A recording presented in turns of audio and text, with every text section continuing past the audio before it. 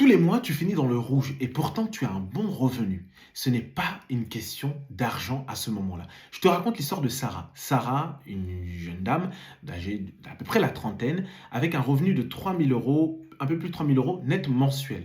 Et quand je reçois cette cliente, elle me fait comprendre tout simplement que Monsieur Bongonza, j'ai besoin d'aide. Je n'arrive pas à gérer mes finances alors que j'ai un bon revenu, d'autant plus que c'est mon argent de poche puisque mon mari paye tout.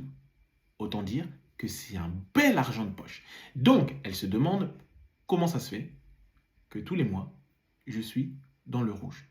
Et puis, en lui posant simplement des questions, je lui dis, mais Sarah, comment tu as grandi pendant ton enfance? Est-ce que tu as vécu des situations financières compliquées durant ton enfance? Et c'est là qu'elle me fait savoir que durant son enfance, son père a fait faillite. Et lorsqu'il y a eu cette faillite dans la famille, malheureusement, il y a eu des conflits et ses parents étaient presque au bord du divorce. Donc, jeune fille qu'elle était à ce moment-là, elle perçoit l'argent comme quelque chose de très négatif.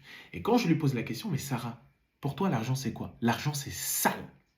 Et je lui dis, waouh, c'est fort quand même. Et donc, je lui montre un exercice très simple. Je lui dis, écoute, admettons que j'ai une tache sur mon vêtement. Admettons qu'on discute et puis que j'ai une tache sur mon vêtement. Quel sera mon réflexe naturel? Elle me dit bah, de nettoyer, de m'en débarrasser. Et je lui dis c'est exactement ce qui se passe avec ton argent.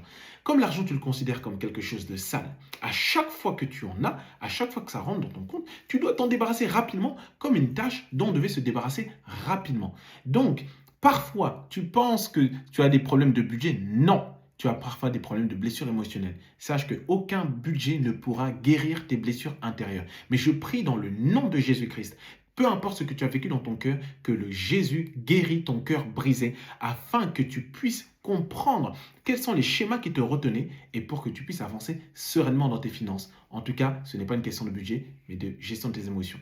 Ciao.